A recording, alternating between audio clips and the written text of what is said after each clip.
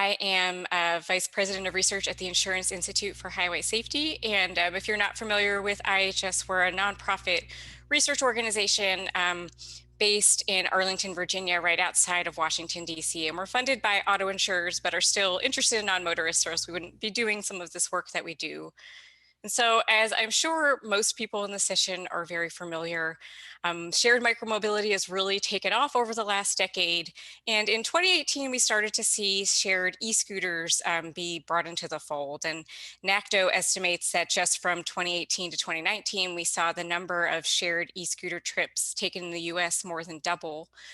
But then March 2020 happened, and it seemed like shared e-scooters disappeared from the streets overnight. But we're starting to see a resurgence, and due in part to e-scooters being a socially distant way of getting around that might be appealing to people who might be hesitant about doing things like taking public transit, but also because of new locations authorizing their use, like New York. And Washington, D.C. was a relatively early adopter to shared e-scooters. And they started out with a shared dockless vehicle pilot program in September 2017, which was initially just bikes, but in March 2018, it quickly became mostly scooters. And at this point, DC's program has more than 10,000 e-scooters authorized for use in a city of about 700,000 residents. And just a few things about DC's program. And so e-scooters in DC can operate anywhere that bikes can, which includes on sidewalks in most places, except for in the central business district downtown. And one kind of a unique aspect of DC's program is that the shared e-scooters have a speed cap of 10 miles an hour, and that has been the case for a few years now. And so we partnered with George Washington University Hospital in Washington, D.C. to learn more about injured e-scooter riders who visited their emergency department for treatment. And so we interviewed about 100 injured riders who came into the ED from March to November 2019. And we compared them with a group of injured cyclists who we had interviewed in a very similar way from 2015 to 2017. And we limited this to cyclists who had been injured between March and November, so the groups would be, more comparable. And in addition to getting information about their injuries, we also got information about who they were, the circumstances of their injury, so how they reported they were injured, where it took place, on the road, on the sidewalk, etc. And just one thing to point out is that we did not collect injury information from people who either didn't consent to be interviewed or people who came into the emergency department when the research assistants weren't around. And so they were staffing from about 9 a.m. to 10 p.m. And so just to keep in mind, this is not a census of all of the injuries that took place during this time. And so when we look at the age and gender of cyclists and e-scooter riders who were injured, we saw they were pretty different.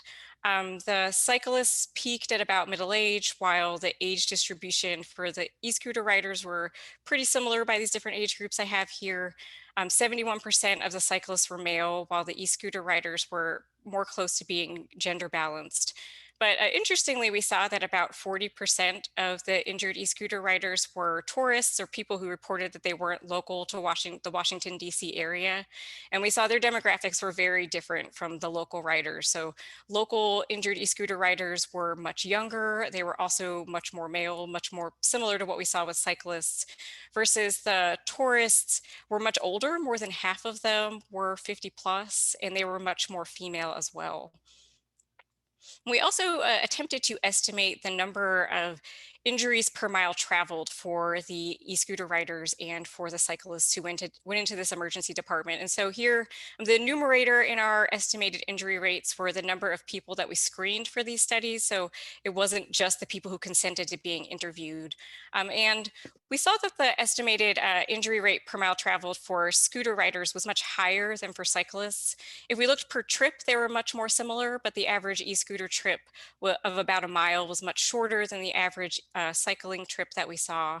And we also saw that injured e-scooter riders tended to be much more inexperienced, which is not surprising because e-scooters are relatively new, at least for being shared.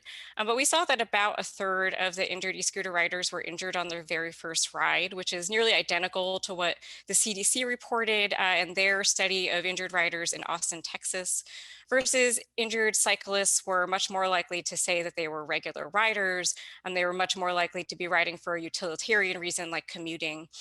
And so, these injury rates maybe will come down when e-scooter riders start to gain more experience. But on the flip side, with the growth of new programs, we are going to continue to see more inexperienced riders for quite a while to come. And injury rates aren't the whole story, especially when it comes to safety. When we're trying to come up with safety countermeasures, we want to target the kinds of circumstances that are most likely to produce severe injury. And for non-motorists, that tends to be crashes with motor vehicles. And so for cyclists, we saw that they were much more likely to be injured in an incident involving a moving motor vehicle than e-scooter riders. Nearly 40% of cyclists versus about 10% of e-scooter riders. E-scooter riders were much more likely to be injured in falls that had to do with things like adverse surface features, so falling over a bump in the sidewalk, or infrastructure, so falling over the edge of a curb. And the differences in how they were injured follow a lot with differences in where they were injured. And so cyclists much more likely to be injured in the road. More than half of the e-scooter riders were injured on the sidewalk. We didn't see a whole lot of e-scooter riders in particular who were injured in bike lanes. And we don't know if that's because they're not using them or not. We did find that when the e-scooter riders were injured on the road or the sidewalk, they're most of the time, or much more than that, almost all of the time, there wasn't a bike lane available for their use. And for the sidewalk, again, we don't know how much sidewalk riding relatively that riders are doing in DC, but because they have that 10-mile-an-hour speed cap, I would not be surprised if DC is seeing more sidewalk riding than we might see in other cities. And we did see for scooter riders that their injuries were more severe when they were injured in the road than when they were injured elsewhere. About 60% of the e-scooter riders injured in the road had AIS-2 or higher injuries, indicating moderate or more severe injuries, versus about 40% of riders injured in other places. And when we compared the types of injuries that were sustained between e-scooter riders and cyclists, we saw some differences there. So cyclists were more likely to get kind of the classic clavicle injuries that you see when people fall off of a bike. They were also more likely to have a serious injuries, or not serious injuries, but injuries to their chest, abdomen, or spine, so internal injuries.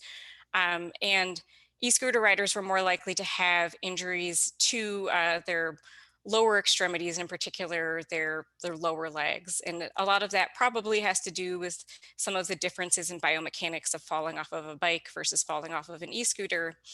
We didn't see a whole lot of head injuries in our study, and some of that might have to do with how the data were collected. So, if people weren't able to be interviewed during the time that they were in the emergency department or in the hospital, if they were admitted, we didn't have information about their injuries. And so that might have included some people with head injuries. Another thing that could have possibly contributed to that could be the 10-mile-an-hour speed cap in DC. We don't know. But in our study, like, nearly every other study of e-scooters out there, we saw hardly any helmet use.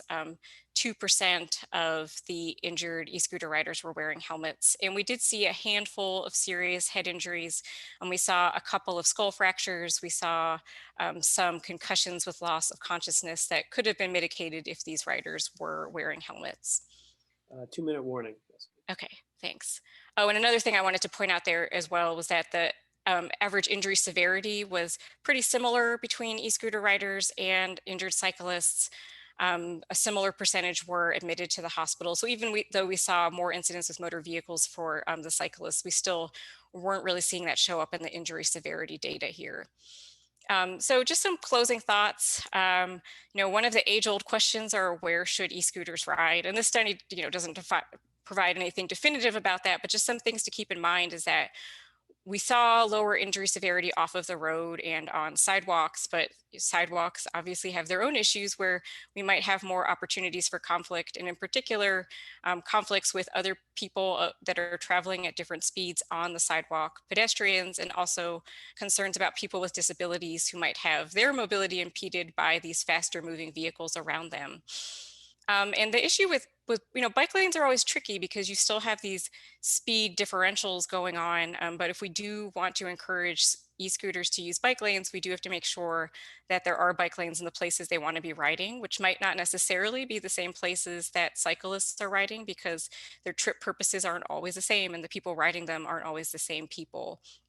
Um, and also on that note, with the profiles that we saw of riders were pretty different. I think when New York starts up their program, it seems like that's a place where you might also see a lot of tourists who might be using them for fun. And so, having that issue of inexperienced riders, how do we, is there a substitute for actually getting on an e-scooter to teach people how to ride them so that they're not injured on their first ride? And that's, something that we don't really have a good answer to, I think now, but something that we are going to have to anticipate seeing a lot of injuries among people who are just starting out. And that is all that I have today. Thank you. Great. Thank you so much, Jessica.